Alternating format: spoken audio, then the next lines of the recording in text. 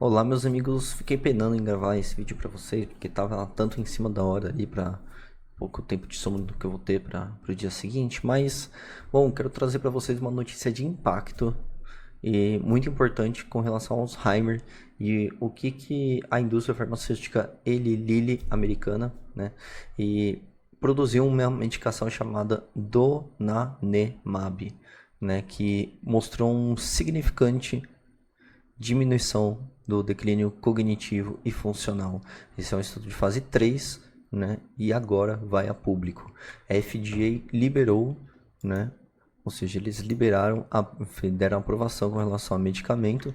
Então, agora ele vem a público. Então, quero comentar e conversar um pouquinho com vocês sobre. E bem, se você não é inscrito, por favor, se inscreva, não deixe de dar seu like. E bora pro vídeo. Bom, meus amigos, basicamente quero primeiro conversar com vocês explicando quais tipos de medicamentos tem para dizer qual que é essa medicação Donanemab, beleza? Bom, atualmente temos para a doença Alzheimer medicações com base em inibidores da acetilcolinesterase, antagonistas dos receptores NMDA, terapias anti-amiloide, terapias sintomáticas e, bom, algumas abordagens ali que são emergentes. Bem, vamos falar basicamente o princípio ativo de cada uma dessas classes de medicamento. Primeiro, os inibidores de acetilcolinesterase, né? Eles funcionam para aumentar os níveis de acetilcolina, um neurotransmissor importante para a memória e o aprendizado, e ao inibir a enzima que decompõe que no caso é a acetilcolinesterase. Bom, a medicação, então, tem função de inibir a acetilcolinesterase, que degradaria a qual? Né? Degradaria a acetilcolina, assim, inibindo essa enzima, teria mais acetilcolina no cérebro ali para fazer suas funções de neurotransmissão, e que no caso é importante para memória, aprendizado, etc. e tal. Bom, entre as medicações desse grupo temos donepezila, conhecido como Aricept, rivastigmina, conhecido como Exelon, galantamina, conhecido como Razadine. E bem, de forma geral, são inibidores de acetilcolinesterase. Com outras funções, né, como o rivastigmina, que também tem a função de inibir a butililcolinesterase, né, mas também tem a função de assim aumentar os níveis de acetilcolina. E a galantamina, né, que também modula os receptores nicotínicos, potencializando a ação da acetilcolina, né, o qual tem uma função ali potencializadora nos receptores de acetilcolina, né, os receptores nicotínicos. E bem, essas medicações não são exclusivas do Alzheimer, mas muito em parte são utilizadas para o Alzheimer, né? Os antagonistas dos receptores NMDA, né? Os medicamentos, então, eles vão ajudar a regular a atividade do glutamato, um neurotransmissor excitatório, né? Que em excesso pode causar danos neuronais. Então, a ideia é antagonizar esses receptores, né? Temos, então, a memantina, que vai bloquear os receptores NMDA, ajudando, então, a proteger as células, né, nervosas contra o excesso de glutamato. E, bem, a indicação é mais em doença de Alzheimer moderada e grave, né? Leve, não. E pode ser usado em combinação com os inibidores acima ali que foram falados. Bem, temos a terapia anti-amiloide, aliás, conhecida como Namenda, a memantina, muito famosa por sinal. Bom, terapias anti-amiloide, que essas terapias visam então reduzir a formação e o acúmulo de placas amiloides, que são características patológicas da doença de Alzheimer, né? Então, assim, a fisiopatologia final da doença é depositar placas amiloides. É como se fosse um lixo que o cérebro não consegue se livrar e fica acumulando, acumulando, acumulando, acumulando, acumulando, e nisso gera inflamação, lesão e a neurotransmissão pensa. Se tem uma um impulso de corrente que vai de um ponto a outro, se tem muito acúmulo de sujeira ali, esse impulso de corrente, ele então vai ficar um pouquinho mais atrasado, danificado, até ficar zerado, até não ter mais impulso de corrente ali naquele local. E isso, muito em parte, é exatamente ali nas funções da memória que ocorre, né?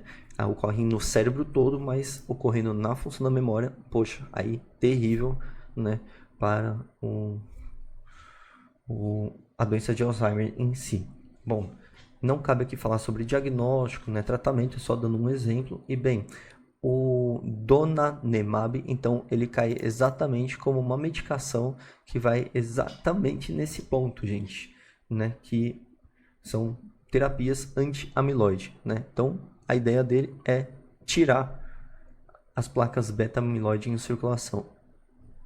Bom, aqui tem um artigo para vocês, vai estar aí na descrição do vídeo, mas uma coisa muito importante aqui, que né, apesar de até saiu no G1, né, há quase 10 dias atrás. Bom, inchaço cerebral. Então, assim, mais da metade quase metade dos pacientes presenciaram isso, uns 40% mais ou menos, né? E, bem, aí o que acontece, né? Alguns foram resolvidos espontaneamente, né? Mas 3 voluntários morreram devido ao inchaço. Então, assim, cabe pensar, assim, né? Se essa medicação, ela serve para limpar as placas beta-amiloide, né? E reduzir, retardar a evolução de uma possível doença de Alzheimer para o paciente. Então, visto que tem um efeito colateral, né, a gente pode agir sobre nesse inchaço cerebral. Será que é a prescrição de corticosteroides, né? Então, a gente ainda não sabe, mas é um anticorpo monoclonal, né?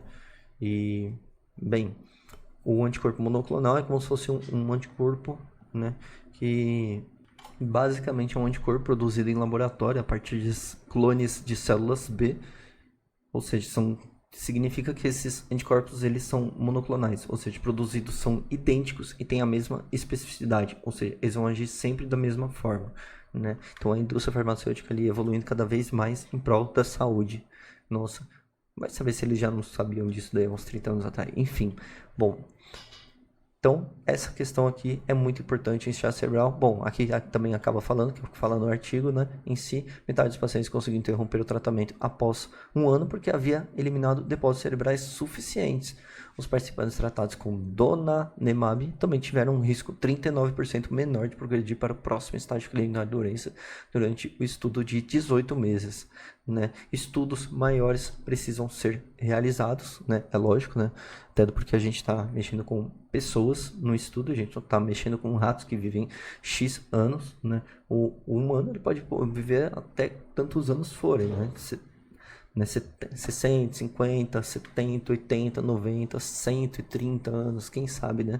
Bom, e que vivam com qualidade, né? Mas aí tá um ponto, né?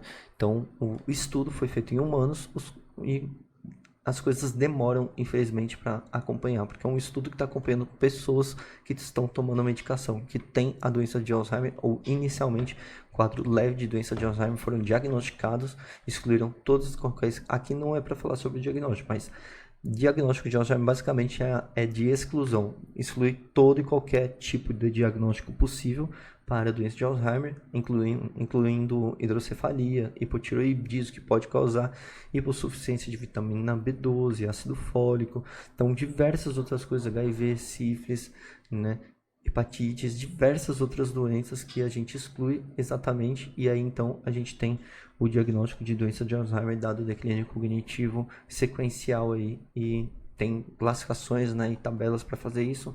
Um deles é o CDR, né? O outro é o Mini-Mental, né? Então, assim, tem muitos outros testes cognitivos para fazer, mas basicamente é isso, beleza?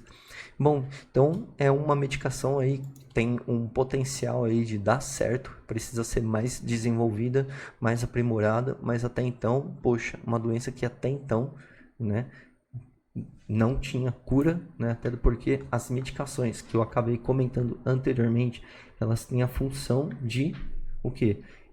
Aumentar os níveis de acetilcolina, né, que são os inibidores da acetilcolinesterase, e o outro que é inibir os receptores de NMDA. Ou seja, nenhum tem a função de acabar basicamente com o que causa a doença de Alzheimer, que é o acúmulo de lixo dentro do cérebro. Né? Ninguém fazia isso até agora. Deu que acaba aí o donanemab fazendo isso. Bom, tinha uma outra medicação, a aducanumab. Bom, um outro fármaco parecido é esse daqui, aducanumab, né, que da empresa Biogen, né, comercializado como Aduhelm, né, mas muitíssimo caro. E outra coisa é que nenhum estudo até então chegou próximo do medicamento da empresa Eli Lilly, o Donanemab. Ou seja, é incrível essa medicação. Poxa, é quase metade dos pacientes ali regrediram para estágio pré-clínico da doença, o inicial, né, removendo as placas beta-amiloide. É um futuro, uma nova, né, um novo olhar aí para a doença. Enfim, tomara que dê certo, na verdade, mas claro que precisamos de mais estudo e tudo, e a medicina sempre em constante evolução. Bom, espero que vocês tenham gostado. Foi um vídeo aí um pouquinho rápido, né, sobre o assunto. Tentei explicar, introduzir para vocês o conhecimento. E é isso. Um abraço e até a próxima.